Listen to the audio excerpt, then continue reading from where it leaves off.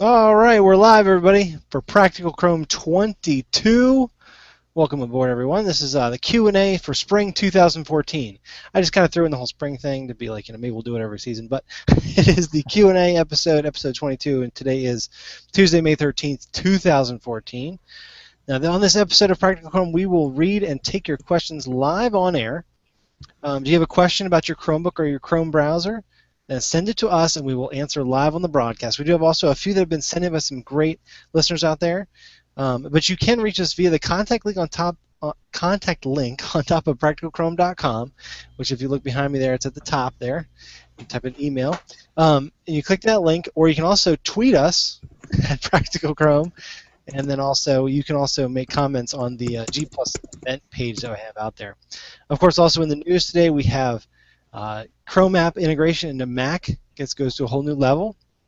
Plus the consumer locate and erase functionality with Chrome OS, and also MTP file mounting, and both of those are also coming to Chromebook near you. That, of course, and so much more.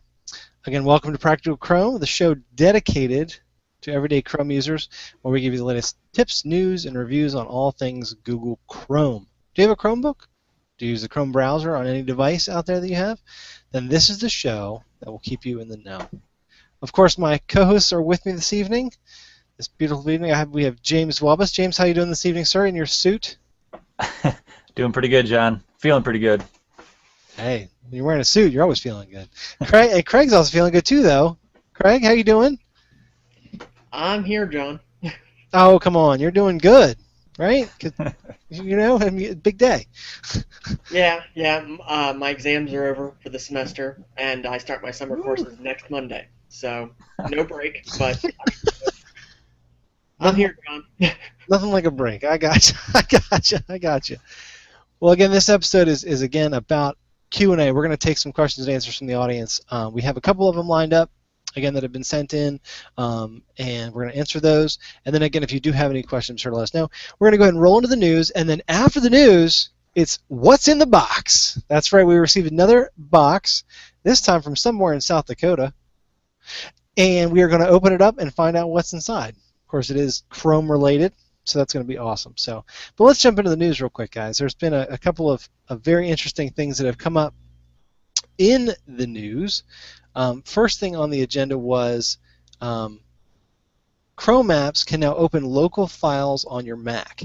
And I did. This is actually an article from Dinson on Chrome Story.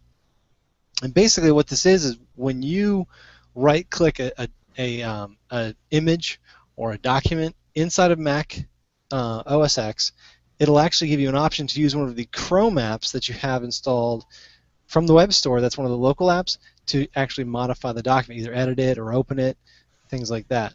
I know they also offer this on Linux as well, I believe. I know that the apps end up in like the system tray, just like they would like all programs on Windows. I honestly don't own a Mac. Not that there's anything wrong with that. Macs are very good machines, but I don't own a Mac to test this out, so I couldn't actually validate it. But Dinson does do a good job. Craig, you've delved into the Mac realm, haven't you, sir? A little bit. I don't own one, but I know plenty of people that are absolutely in love with them. And what do you think of this type of integration? Honestly, I mean, to me, this kind of like right now I'm showing on the screen there, like you can literally right-click. And you can see they're in their file manager. You can right-click, and you have the option of using one of the Chrome apps. I think it's just another step in the right direction toward Chrome as a platform. The better integrated it becomes, whether you're using Mac OS X or Windows or Linux, the better the overall experience is going to be. And I'm kind of surprised it's taken this long, considering that Google is so pro-Mac. I mean, a lot of their employees, they're given the choice between a MacBook or a Chromebook, and if they need a Windows laptop, they have to justify that need. So I'm kind of surprised that this hasn't happened sooner, but I'm excited nonetheless. I'm with you, James. There is another thing in here that the Dinson brings up. I think he brought it up, or I can't remember if I read it in another article. But the Chromium team brought up the fact that they couldn't do this in Windows as easily. They were looking to find a way to do it. But they couldn't find a way, and also it looks like Linux is coming soon too. What do you think about the fact that in Windows and Linux as well, along with Mac, you're going to be able to use those cool Chrome apps that we can download from the Chrome Web Store to actually open files directly from your operating system. I'm definitely excited about that. I do want to see Chrome, in as many places as possible, because I use Chrome. I love Chrome. I don't always have a choice of my device if I'm at work. So if I'm ever in a position where I have to be using a Windows machine or a Mac, I would love to have these features. So I think it's really exciting that they're doing that. You can tell that Google is not trying to pull a walled garden and only make updates for Chromebooks now that they got their own operating system. Google is still taking Windows and Mac OS and iOS seriously when it comes to making updates for Chrome. So I'm glad to see that. And if I'm lucky, I'll never have to use a Mac, but if I do, I'm glad that I'll have these features. I'm with you there.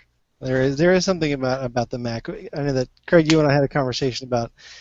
I said that they were behind the times in some of their technology, behind Windows, and you had a good rebuttal about the fact that they've also excelled in some areas against Windows, on the other side. So Macs definitely have their place. So I do not denounce them as an excellent operating system or devices, because they do have the hardware level. Obviously, they're awesome at the hardware. So anyway, next article. I don't want to get into a Mac debate or an Apple debate. That's just we. You know what? Chris isn't here, so he can't defend. So anyway, so the next. He's probably watching. I'm sure he is.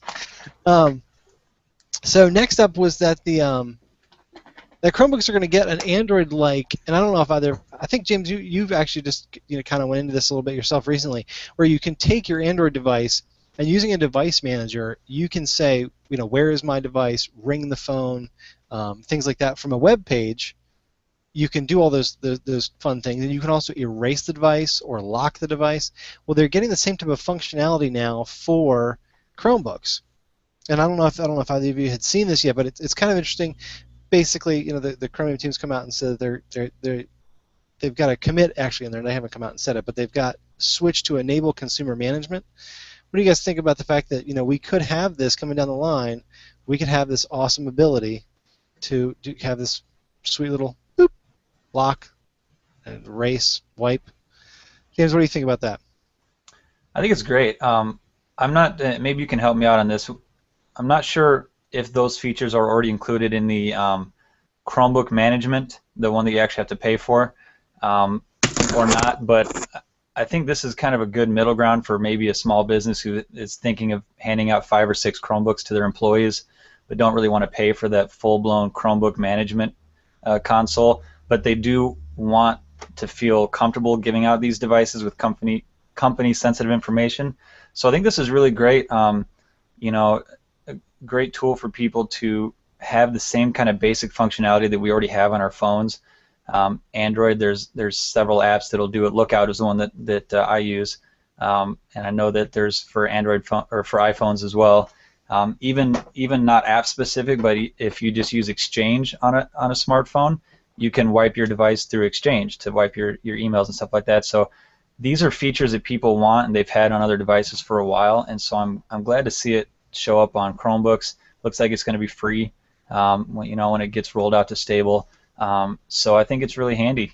Just basic stuff, being able to locate, lock, and wipe your device is going to make a lot of people happy. I think particularly individuals and small businesses are probably going to use that feature a lot. I'm with you. Now I do believe, and Craig, I think you could probably best answer this one, but I do believe that you do have the ability to manage the device in that manner when you have the business license. Isn't that correct? I do not know for sure, so I don't want to say this confidently, but I do believe you can remotely wipe it and remotely lock it. Right. I'm not sure about the tracking aspect. Okay, yeah, I was pretty sure that was available. So what we'll do is we'll have to research that. We'll have to get back with everybody. I'll post it in the show notes once we find out to make sure. But it sounds like kind of what James was mentioning, the fact that the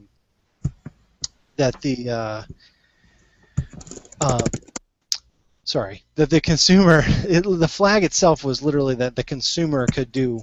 It's a consumer-enabled flag, so you would have the ability to. The consumer would now have that ability, not just the business people. So, I like it. I like it. All right. So, let's see here. Let's go to the next story up. Now, the next story was actually, this is something that I'm still a little bit confused about. I have to be honest. I'm a huge geek, but you guys know that that when it comes to files like music and photos, I'm not a huge music and photo guy, but the being able to transfer music and stuff like that to the Chromebook or to a computer using the MTP. Is it MTP or MPT? MPT sounds like public television to me, so I kind of MTP, I believe. MTP. So what do you, Craig? I'll start with you. Have you ever used the MTP, which I guess is the media type mounting? Yes and no. It is kind of complicated because with Android 4.4, Google decided that Android should not do USB mass storage anymore, which broke compatibility with a lot of stuff. Part of that, my understanding is, it has to do with Windows licensing and some fees that you have to pay if you want to do that. But this is supposedly the better way forward, especially for phones that don't have an actual SD card slot. When it comes to mounting those, it can be a little difficult. So it's a little bit, again, kind of surprising that it's taken this long to implement when it is the only way to connect an Android phone to Chrome OS. But again, it's another step in the right direction. It sounds like it's on the way. There's a couple people reporting that Canary builds, it's working, at least read-only access. I don't think you can write to it yet. But I'm excited. It's one of those features that currently I'm using a workaround to achieve, AirDroid in fact, but it would be really nice to be able to pick up my phone, plug it into my Chromebook with the USB cable, and pull off photos, music, files, whatever be it. That's just, I get the cloud aspect, but there are a lot of people that just want that functionality, and it doesn't currently exist for the platform. I got you. And yeah, because then it was kind of something that people talk about is the fact that it's like, well, Google makes Android and Google makes Chrome OS. Why can't I just plug the one into the other? Now, James, I know that you definitely have used this functionality before from Windows to Android. I'm sure. What do you think? What do you think of the fact that finally Chrome OS is going to now get this ability? I think this is the first step in a long road to being able to root my phone from my Chromebook, so that's exciting. But like Craig said, it is a very simple thing that we've done for years, and it's just annoying. I mean, it really is. You love Chrome OS, but when you can't just plug your phone in and move a file, it's like a lot of people don't realize why that is. I mean, before it was just as simple as plugging in an external hard drive because your phone could do mass USB storage, but the phones don't do mass USB storage anymore, so it's a little, it's not the same as just plugging in a hard drive anymore. But it is kind of surprising that it's taken them so long to fix this, because it's kind of a while ago where they stopped. I think you said it was like Android 2.2 or something. It's been a while, and I just think that this is a long time coming. So I'm excited to see that it is finally coming. It's still like super dev channel, dev mode, and still not even working yet, I think. But the fact that it's at that point means that it's on its way, and hopefully it'll be in stable, at least beta soon, because I just am sick of opening my Windows laptop, I got to tell you. I'm right there with you. Now, OMG Chrome does have this really good article about it, and MTP is the Media Transfer Protocol. So I have to gain a little bit more geek cred for not knowing that. And James, you're right. One of the reasons that I've seen the MTP, when you plug in your Android device, I've had multiple Android devices, and it did go from a USB drive to this MTP thing, and I remember being very upset at the time because I wanted to move like not an image or a photo, and I was like, "You're killing me right now. I just want to move files from my device." So yeah, and not syncing with a Chrome device that's just ludicrous. But it is good to see that they're finally coming along, and it's just us moving forward even more. So it's good. It's good stuff. So look for that. Of course, that's in Canary now, and that should be moving up as we move forward. I think they said that it's targeted for Chrome OS version 36. But likely to slip to 37, according to Joey at OMG Chrome. So that is pretty cool. Now the next news up was I was kind of floored by this. Craig, you actually shared this with us earlier today, the first link that I saw, and I was kind of blown away. I'm not sure how this is going to work, but I'm going to play this video behind me a little bit. And this gentleman in Australia, and I wish I could say his name. He's got like he's got a really cool channel called like Latch Ian Likes a Thing. I think is, I'm not sure how to say it, but anyway, he did a really good job where he talks about how he went to the store to pick up an HP 11 that he really wanted. He has been really interested in them for a long time, and he's like, man, I really want to get an HP 11. So he goes in, the store says they have 20 in stock, and he's like, what? 20? I'm coming down. I'll take a look. So he notices right away that the device looks funny, and instead of the glossy plastic finish to the device, like Craig, you've got one, right? It has kind of like a shiny plastic to it. Yeah, the HP 11's almost reflective. It's Right. very glossy. Exactly. So when he opens up, the first thing he notices is that it actually has a matte rubbery finish, just like the 14 model, right? So he's like, that's really strange. So as he continues to look, he actually opens it, and I'm just going to kind of skip ahead real quick so you can see him open it. So there he is looking at it. Now when he opens it, the first thing you notice, oh shoot, he didn't open it yet.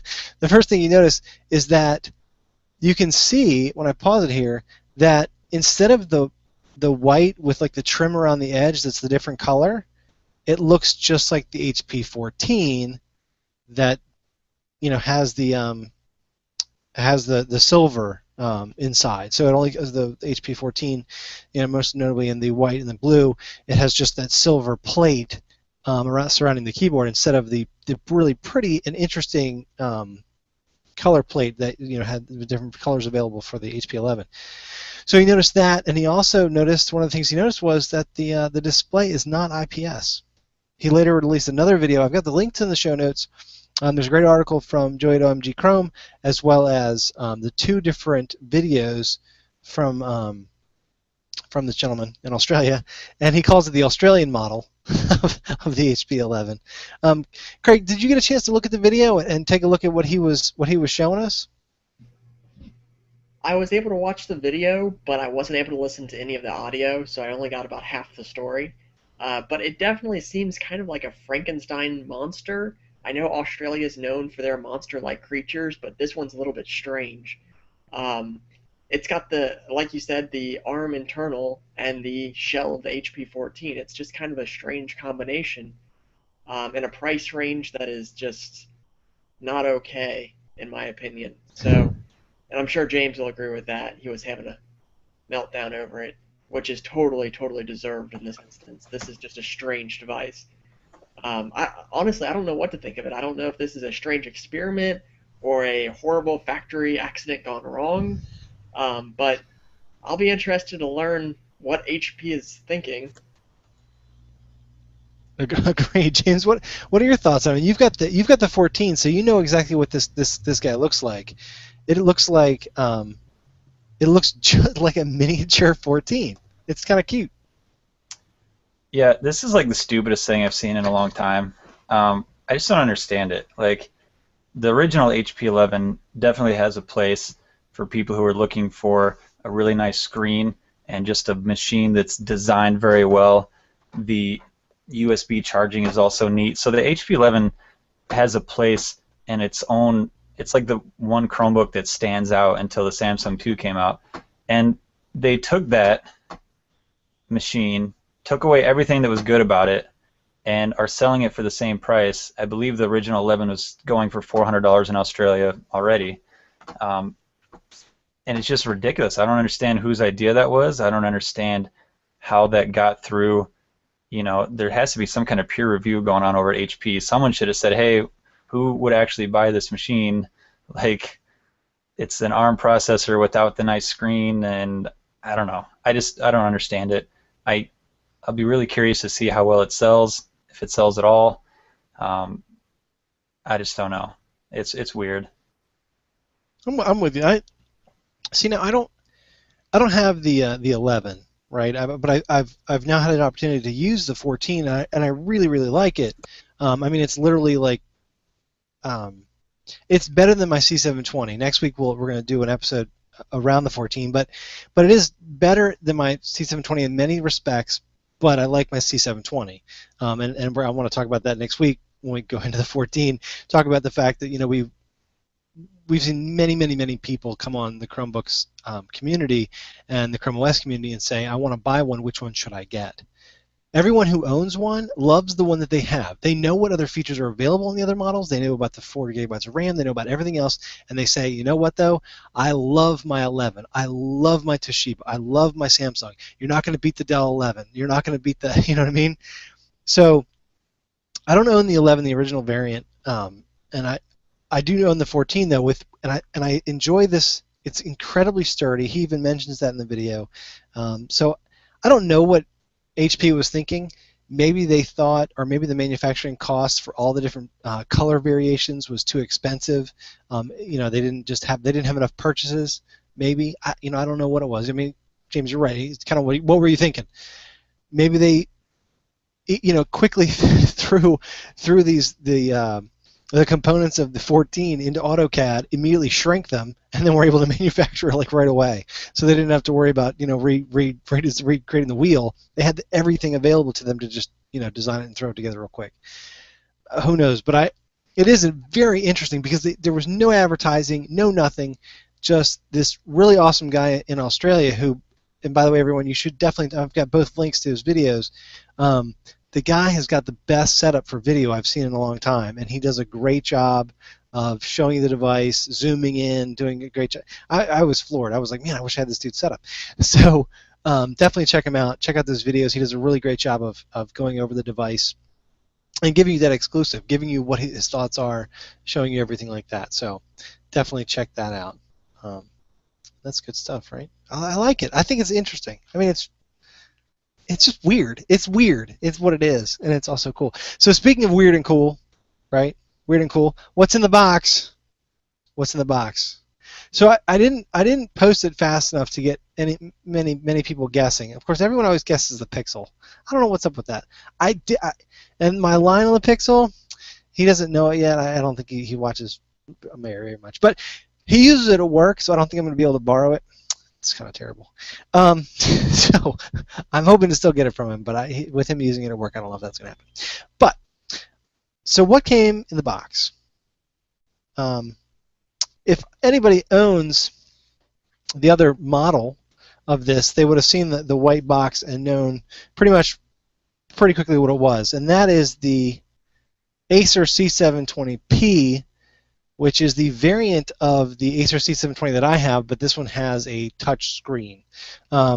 So I'm not going to do a traditional unboxing because James hates those. He starts to fall asleep. So we're not going to do that. he's already nodding off. But I will just show you really quickly kind of what's in the box. Of course, it does come with a nice little sleeve there. But basically, it's a C720, right? Acer. Let me read it right side up there. Acer C720 looks just like the one that I have, but this one is white, which is actually a really nice white. It's like not like bright white. It's like an off-white. And you can see here that little sheet there. But you can see that it has a little. I'm not going to take that sticker off just because it's a review model, and I don't know if they want to just leave that there. Maybe I'll take it off and put it inside, but. It is a touch screen, and the difference is you can see this black border on the edge here, and that kind of shows you on the other one that's all plastic all the way out, where this is glass almost out to the edge, and it's completely flat. It's definitely a little bit heavier because of the glass that you can feel there. The other one has you can touch it and it's kind of plasticky. You can't clean it. It's one of those matte finishes that's tough to clean. So this is the Acer C720p, so I'm going to be able to check that out, definitely start reviewing that, and then also, of course, broadcast from it, kind of like I'm doing right now with the HP14. I'm going to be able to do all that. Of course, in the box as well, your standard. These are white versus they're black with the C720 regular. So that's what's in the box, the Acer C720p for touch. I never understood the whole P. Was it like PTOUCH? I'm not sure. But that's what's in the box. So we're going to definitely check that out. That's going to be rocking. Be able to get the touch model and be able to talk about it. So What's that about touching models, John? It's a pastime of mine. It's terrible when they see you doing it because then you get cops chasing. It's terrible. But this model I can do and not have any trouble with. So that should be good. So that's what's in the box. Awesome. Again, thank you to Acer for sending that out. I really appreciate it. I'm going to definitely give it my all. Kind of beat on it like I am this 14.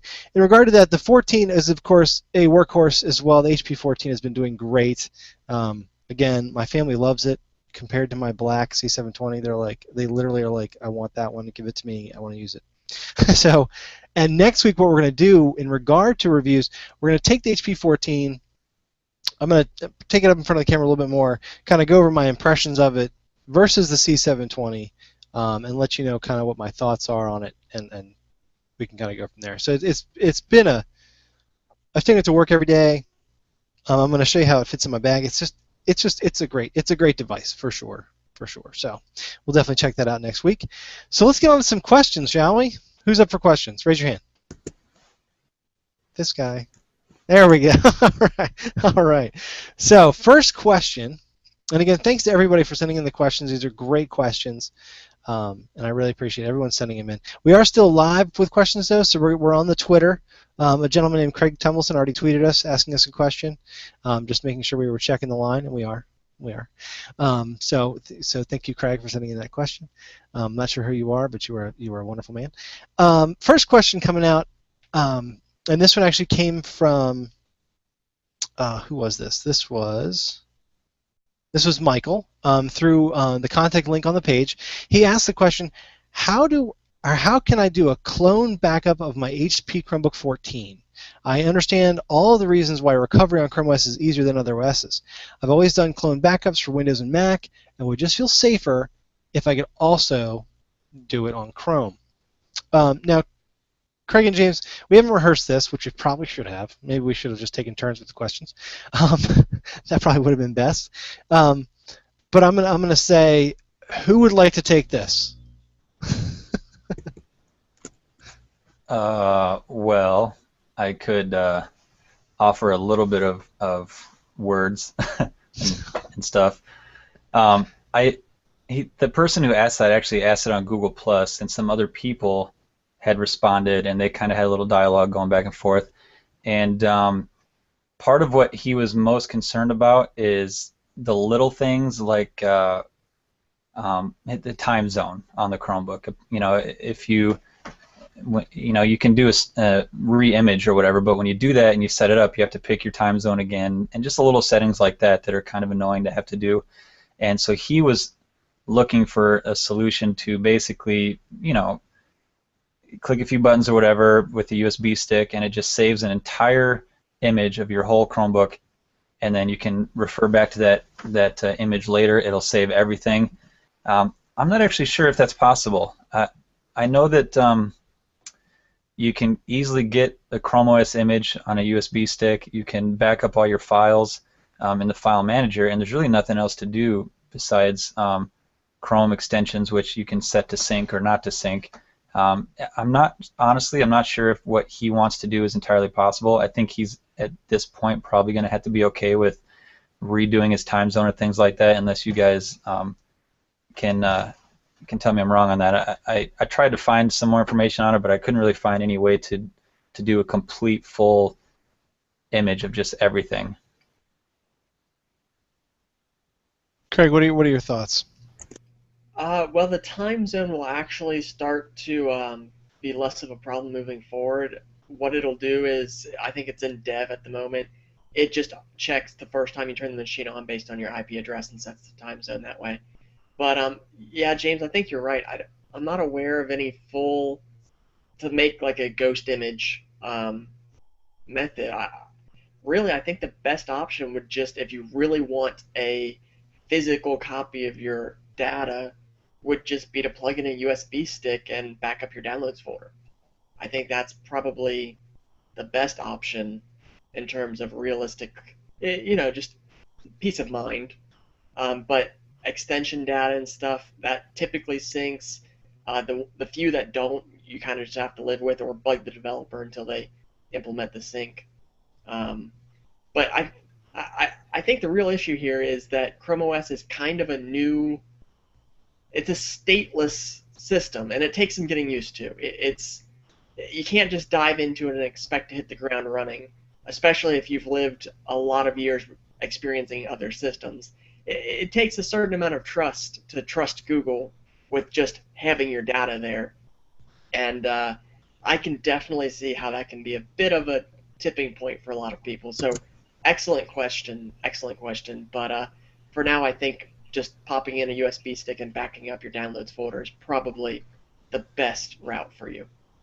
Yeah, and I will say it is a good question, but I'm definitely not trying to be mean. I do want to recommend, if you're thinking about buying a Chromebook, if storing lots of important files on a machine is kind of what you're looking for, probably stay away from the Chromebook. They only have 16 gigabytes of storage, and it's kind of just meant for storing the few things that you need to store.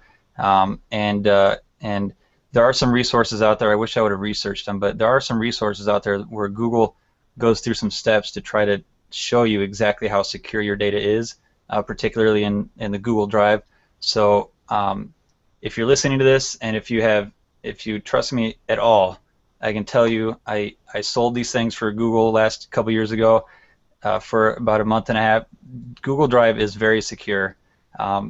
If you put your data in Google, the odds of you losing that data, it would basically require Armageddon and Godzilla, and I mean, if that happens, we have bigger problems. So my personal recommendation would be to store anything that's important on Drive. Anything else that's not important, keep it on the book. And like Craig said, if you want to back that up, throw a USB stick in there or an external hard drive or something like that real quick to back something up. And everything else is pretty much managed with the syncing options in the Chrome browser. Exactly. What I was actually looking at, and I agree with both of you, when it comes to Google, and I think that the time zone thing, James and Craig kind of both hit on both the points. One, that Google's going to save everything else that you don't need except for what's in the downloads folder. The time zone, they're working on getting that to be an automated process. So what James said about everything syncing and being available for you, and then what Craig said about it being stateless, then what Craig said about the fact that you have to become comfortable with it. When you look at the recovery, there's a recovery page out there that goes over some of the things that you can do in Chrome OS in regards to recovery.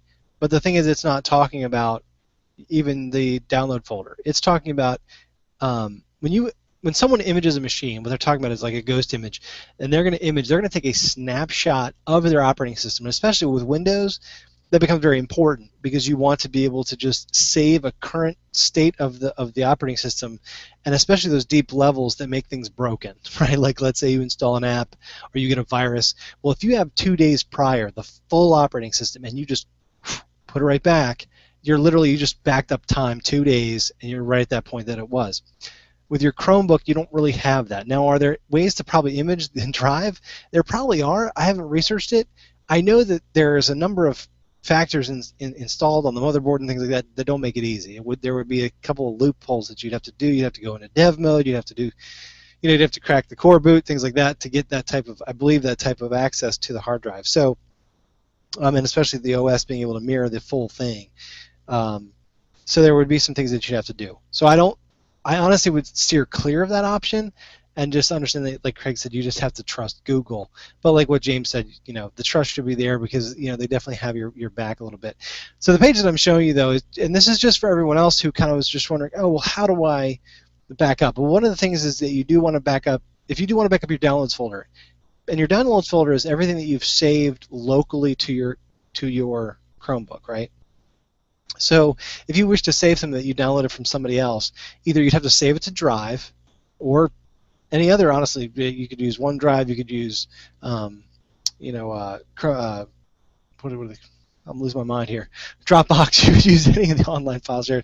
You could also use. You could also put it onto a stick, or you could have external storage where you store that kind of information.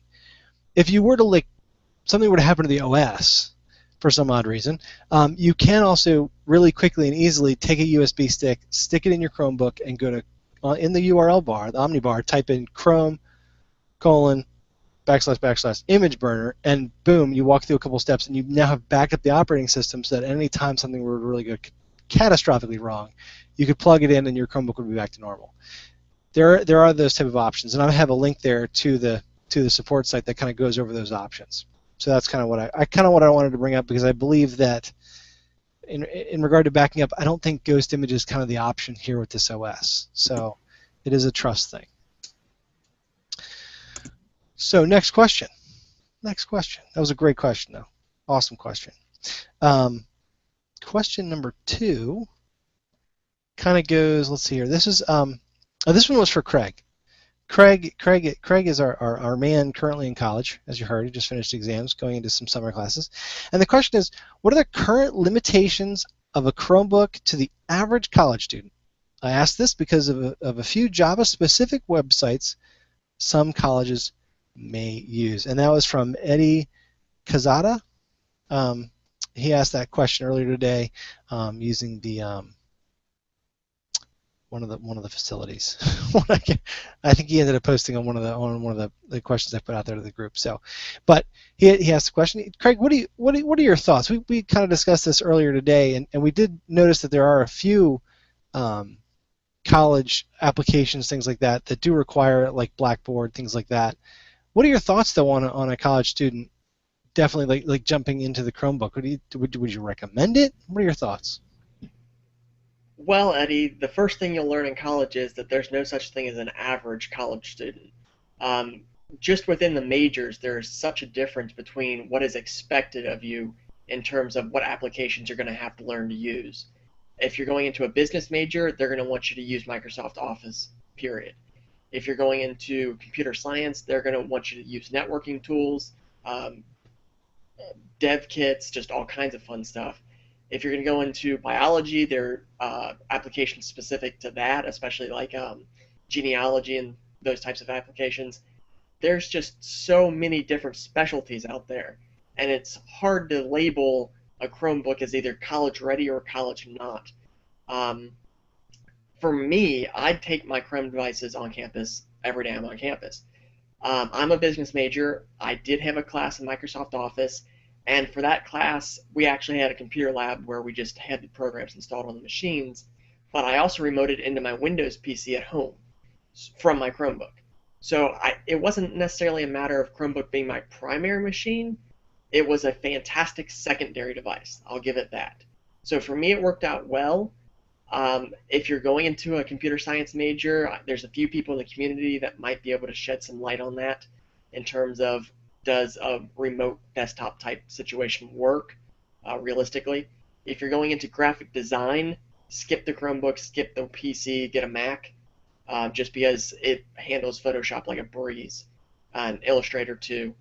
But really, truthfully, as far as Java is concerned, the only time I've come up against a Java limitation was in a math course, and it was for the final exam, which we had to be on campus for anyway, because they didn't want you to open a bunch of tabs and use calculators and stuff. So they were using Java to lock down the environment. But that is the only time I've come across a Java limitation. Most of my stuff has been Flash-based or slowly HTML5-based. But my school does run on Google Apps, so they're a little bit more ready than a lot of other universities are. I've heard horror stories about Blackboard, not necessarily just in relation to Chrome, but just overall horror stories. So I can't really speak to that because I haven't used it, but overall I would say, depending on your degree, talk to people in your field. That's probably my first bit of advice. Find somebody who's currently enrolled in that major, ask them what machine they use, how well it fares for them. But Chromebooks make excellent secondary devices. If you already have a Windows PC or a Windows laptop, a Chromebook would make a nice, cheap, long-lasting addition to that. I mean, the Acer C720 is $200 and it gets you a 10-hour battery life. If you're going to be on campus all day, if nothing else, just browsing between classes, because power outlets are scarce. I'll warn you ahead of time. So a battery life helps, but yeah, I mean, there's no perfect candidate in terms of college. It's too different, and I know that's being awfully vague, but that's the reality of the situation. So I'm sorry, Eddie, but hopefully this helps some. Well, Craig, first of all, I appreciate you answering that question all by self, because I wouldn't know. I really wouldn't know. I do know this, and James, I'm going to kind of ask you about this just because we can kind of touch on this point, and that is the Java problem. I actually became confused today when I was talking about Java with you guys, because I was like, oh yeah, well part of it works and part of it doesn't, and that's not true. I was getting confused with Adobe Shockwave and Flash Player, right? Like those are integrated into the browser. So that way they can use the Flash player, things like that. But when it comes to Java and the applets and things like that, those are not in Chrome built into the browser because it would be enormous, first of all. So those aren't there. So if you do run into, it's honestly a lot like that Unity extension that they have on Mac, Linux, and Windows. You can't run them if they need that extension, right? So you can't run a Java app in Chrome OS because that's an underlying tool set that lies outside the browser and sits on the operating system and assists the browser in doing something, or is just basically the browser is to link to that library and then displays the application. So, but James, what do you think about the fact that, do you think Java? My thing is, I think Java is going away. I think it has to. Well, I guess maybe from my Chrome perspective it has to, but it probably maybe it doesn't. But what do you say, sir? Well, you guys know me. You know my role on the show is to, be the dumb end user and ask the stupid questions for you guys. I'm not a technical guy. I know what Java is. I know it's more than just a cup of coffee. I know that it's something that my Windows machine wants me to update about every 4.5 hours, and never really see a change with those updates. So, and I also know that people are kind of, I think, getting tired of it. Like you said, it would be nice if it could just go away. It's because it's limiting. If someone wrote a Java app and you don't have Java, you're out of luck. You can't use that app. So I would like to see things going more the route of the Chrome web apps that just work right there in the browser, that kind of stuff. Get away from developing apps that you need Java on your computer to run. Problem is, Java's been around so long, a bazillion apps use it. It's going to take a while to convince people to stop writing apps in Java because us poor Chrome OS users can't run those apps. It's going to take a while to get to that point, but I think you are right. I think we're kind of there. I think it's more than just Chrome OS people who want to see a more open type stuff working on any platform type environment. And Java just really isn't stuff working on any platform environment. It's stuff running on anything that can install Java environment. And so I hope we slowly, quicker than slowly, get away from Java and find other solutions for stuff. Exactly. The plugin is dead, right? It's basically Yes. it's basically a link to it's a plugin that links to an incredibly large tool set and language that is very, very robust and very well used and was prolific less than 5 years ago. So yeah, it's not going away anytime soon, but what can you do? What can you do? Next question coming up, because I think that was a good answer. Because I think it's one of those things where Java's going to come up for a long time with Chrome OS because they're never going to integrate it. There's all that talk about Android coming in there and getting integrated, but I don't know if I see it or not, because I don't know if you want. The whole point of Chrome OS is not to get back into that aspect. Yeah, we'll see. We'll see. So the next question We are getting kind of late on time, so I'm gonna do. Let's see here. I'm gonna skip down to the ones that we received just recently via email. Person has a really good question, and this has to do with the screens. I'm just gonna read both questions. They're kind of the same, and they should go together, I should say. And these questions were from Brent Bradley. He sent them to me at John at practicalchrome.com, and he said, how long can you all work on a Chromebook before your eyes get tired? I have a C720p, and the screen is too dim and low res for me to spend long sessions on. I've also spent time with the HP 14, but I think the pixels are a little too spread out. I often find I pick up my Nexus 7 or MacBook Air instead because I'm spoiled by their screens. I love Chrome OS, but can only handle the screen for short periods of time. Whether at work, home, or school, how often do you all have to put the Chromebook down and work on a PC, Mac, or other? Are you comfortable using Chrome OS as your daily driver? So again, how long till we get tired? And I can see all of his points. I think Craig's going to be one of the better ones to say this. I've got the HP 14 in front of me now. I've got the C720. And of course, I also do use a Windows machine all day that has a really high-res screen, and also have the Nexus 7. But Craig, you do have the HP 11, which has a really nice screen on it. But I can tell you from my perspective, when it comes to using a screen like the C720, I don't have too much difficulty with it because I'm mostly just looking at mail. I'm mostly doing things where I'm not doing heavy photo editing. My vision's I'm getting old, and so my vision's kind of. So I hit Control Plus every once in a while. I do on a few websites here and there, make the make the text a little bit bigger. That being said, I would say that my eyes get tired, but I definitely notice a difference. So I'm going to say that I don't have to change the device often. I find the resolution, whether or not it's this kind of lower resolution, I don't find it difficult for myself. I am almost 35, but I'm not.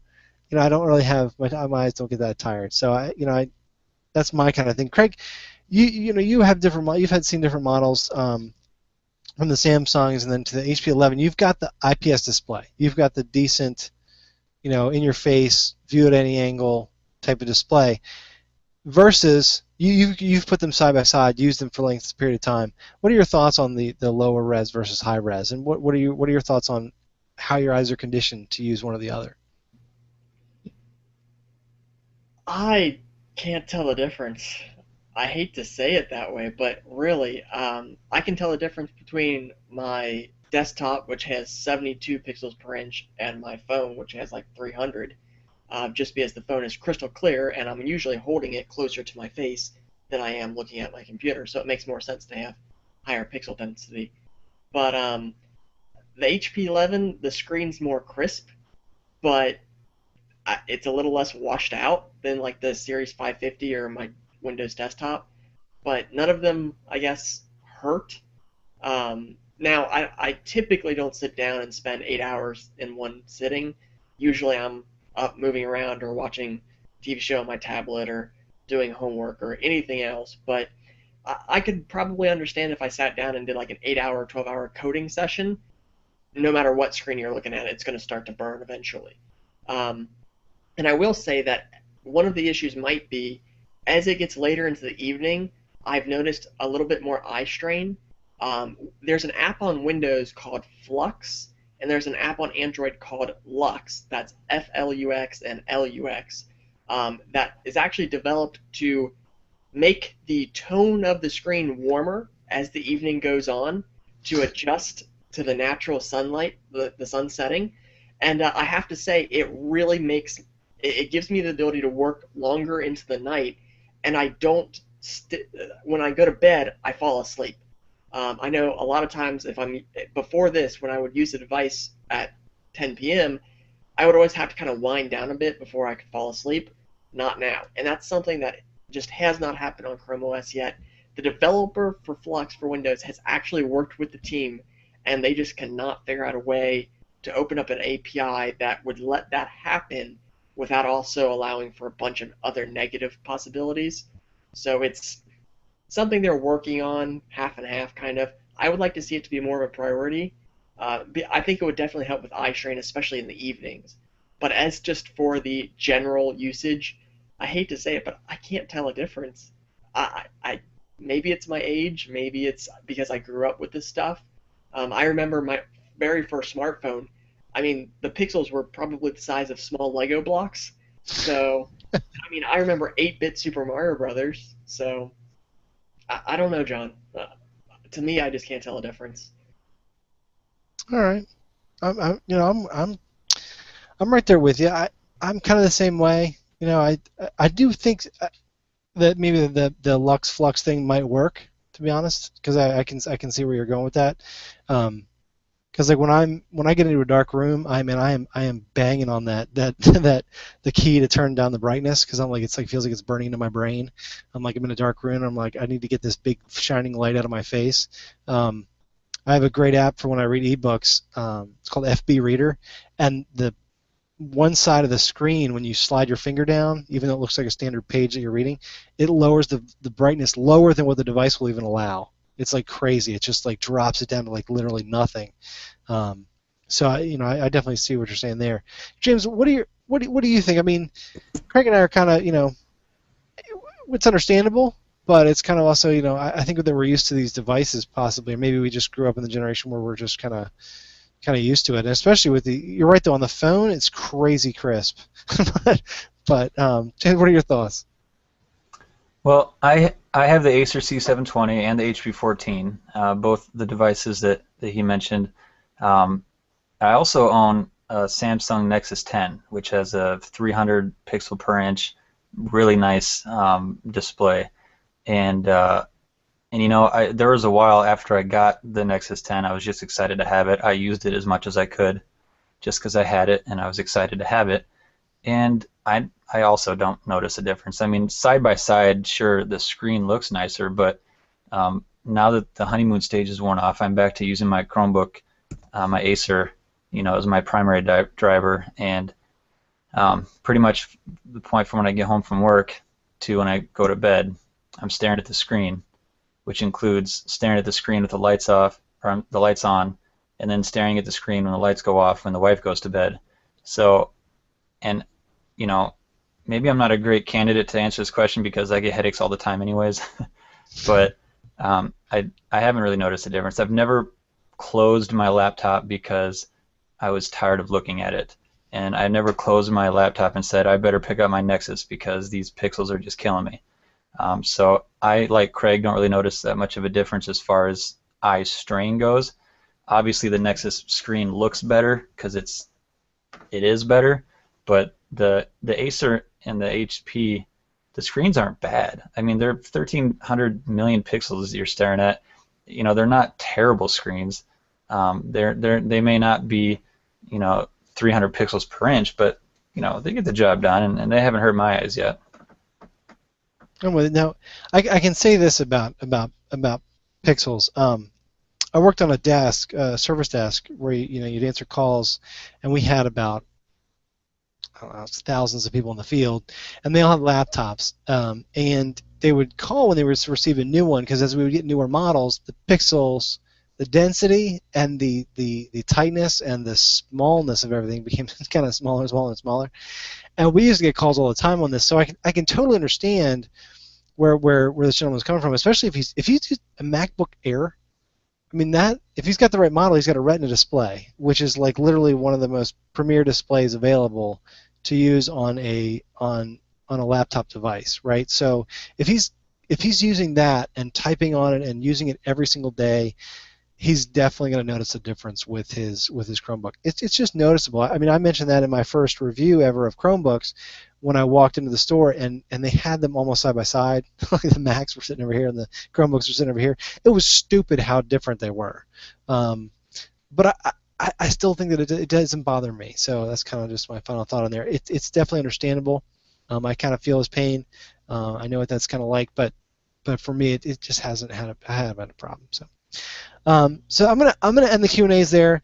We had a couple more questions. Maybe we can cover those next time. But what I want to do is I kind of want to wrap it up. It's getting late in the evening, and I want to of course thank the guys. But I do also want to give out our plus ones. Of course, Michael who asked the question about the cloning, Eddie Kazada for the Chrome OS in college, and then Brent Bradley, of course, for those 2 last questions, and then, of course, to the people that kind of hooked us up today, which one was the Lockian likes a thing. I'm going to say it like that. I think that's how he says it. I do apologize. I hope you get a chance to watch, and I hope we thank you very much for giving us a video for the HP11, the variant that came out. The login section, again, it's just getting late. I'm just going to kind of hit on these real quick. There was an app called Balloon, which is an extension that allows you to save images and links directly to Drive that I kind of looked at. I think maybe we'll touch on that next week if we have time. It's called Balloon. It's pretty sure that's what it's called. And then the other one was TeamLab. I kind of wanted to bring that up just because I was thoroughly impressed with it.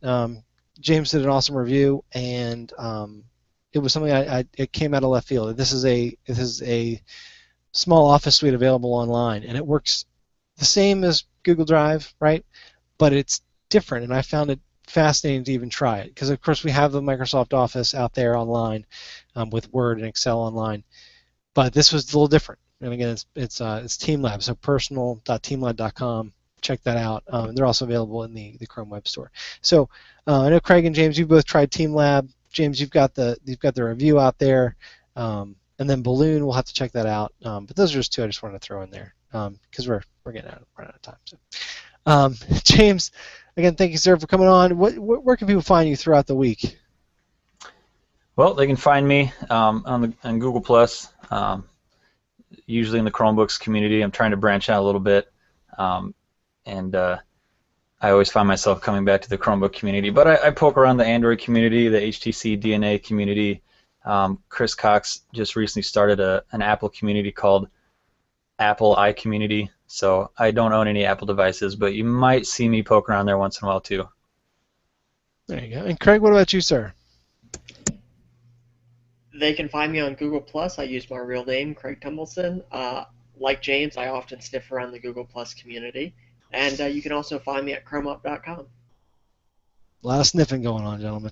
We're gonna be hitting Chrome Up pretty extensively next episode, by the way. So Craig, I hope you've beefed up the servers because we're gonna be hitting it hard. We're gonna be using that comparison tool, checking out the HP 14 versus the Acer C720, so that we can kind of show what's going on and all that good stuff. So we're definitely gonna be checking that out. Again, my name is John Oliphant. You can find me, here at home in Maryland, and then also on the interwebs. You can find me on, of course, Google Plus under my real name, John Oliphant, as well as John at practicalchrome.com. You can email me, and as well as on the Twitters, you can hit email or not email. You can tweet to. You can mention at practicalchrome. I want to thank everyone for watching and listening. Of course, this is Practical Chrome, the show dedicated to everyday Chrome users. And of course, find us here every Tuesday night, live on the YouTubes. Check our event page. Check us out on Google Plus at Practical Chrome, and as well as we do come out with MP3. This is actually also a podcast. So you're watching us live. There's a couple of you out there. I know there are. You're watching us live now. Definitely hit us up on the podcast. Within a couple of days, we release the MP3. The full show is there. And also, of course, check out practicalchrome.com, where you'll find all the show notes with everything that me, Craig, and James talked about this evening. And again, thanks everyone for sending in your questions. And maybe we'll hit it up next summer. Maybe we'll do this every month. I'm not sure yet. We'll have to see how that rolls out. And we're actually being hit with another question here. It says, see, look at that, more questions. We're gonna have to save that one for next time, just because we weren't prepared. No way. Plus, it's the end of the show. So, again, thanks everybody. Craig, James, thanks guys. Thanks, John. Thanks, John. Have a wonderful night, everybody.